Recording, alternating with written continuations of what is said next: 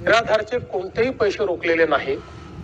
उलट आता व्यवस्था अशी केली आहे, पूर्वी निराधारचे पैसे कलेक्टरकडे, तिथनं खाली, आता थेट खात्यात देतो। उलट आता ज्या लोकांचे केवायसी होऊ शकले नाहीत, प्रत्येक जिल्ह्याला सांगितलेलं आहे 10% लोक आहेत की ज्यांचे केवायसी अद्याप झालेले नाहीत। जिल्हाधिकाऱ्यांना त्याचे टार्गेट दिलेले आहेत। ते केवायसी झाल्यानंतर अशी व्यवस्था केली आहे की निराधारचे पैसे हे 1 तारखेला त्यांच्या खात्यामध्ये जातील।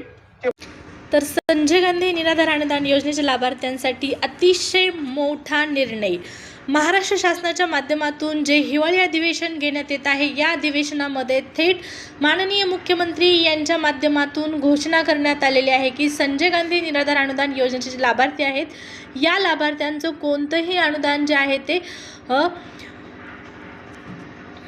थांबवण्यात आलेलं नाही। सोबतच आणखीन एक महत्त्वपूर्ण माहिती त्यांनी दिलेली आहे की ज्या लोकांची केवायसी बाकी आहे, त्या लोकांची केवायसी करण्यासाठी जिल्हाधिकारी यांना सूचना देण्यात आलेल्या आहेत। आणि सगळ्यात महत्त्वाचा जो निर्णय तो म्हणजे आता संजय गांधी निराधार अनुदान योजनेच्या लाभार्थ्यांना प्रत्येक महिन्याला 1 तारखेला हप्ता जमा होणार आहे। मुख्यमंत्र्यांनी स्वतः ही माहिती दिलेली आहे, तुम्ही आता पाहिलेलं आहे स्क्रीनवरती।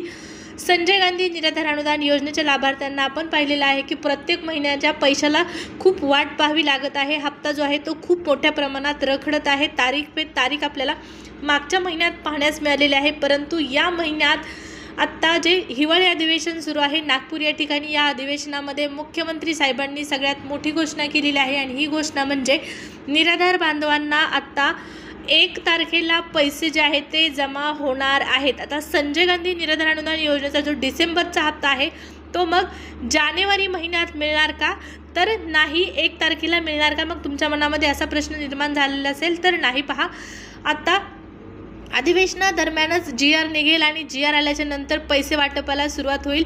ही प्रोसेस सुरूच असणार आहे, परंतु आपण आजचा जो महत्त्वाचा मुद्दा आहे तो म्हणजे मुख्यमंत्र्यांनी घोषणा केलेली आहे की 1 तारखेला लाभार्थ्यांना आता इथून पुढे पैसे जे आहेत ते जमा होणार आहेत। त्याचबरोबर आता अनुदान वाढी संदर्भातली, थकीत अनुदानासंदर्भातले जे काही निर्णय या अधिवेशनामध्ये घेतले जातील, डिसेंबरच्या हप्त्यासंदर्भातले जे काही निर्णय असतील, डिसेंबरचा हप्ता लाभार्थ्यांना 5,000 रुपये मिळणार का, कोणत्या लाभार्थ्यांना, तर दिव्यांग लाभार्थ्यांना, ज्यांना ऑक्टोबरचा 2,500 रुपये हप्ता आला होता परंतु नोव्हेंबरचा हप्ता जमा झालेला नाही, अशा लाभार्थ्यांना नोव्हेंबरचे 2,500 आणि डिसेंबरचे 2,500, तर 5,000 रुपये जमा होणार का, या प्रश्नाचं उत्तरही अनुत्तरित राहिलेलं आहे। मुख्यमंत्री साहेबांना हे प्रश्न देखील विचारणं गरजेचं आहे की जे थकीत अनुदान आहे, लाभार्थ्यांना, बरेच लाभार्थ्यांना पैसे वेळेवर मिळालेले नाही, तर हे पैसे कधी मिळणार, या संदर्भातले ही प्रश्न जे आहेत ते विरोधी पक्ष नेत्यांनी विचारले पाहिजेत, विरोधी पक्षाच्या माध्यमातून विचारले गेले पाहिजे, जेणेकरून निराधार बांधवांना योग्य तो न्याय जो आहे तो मिळेल।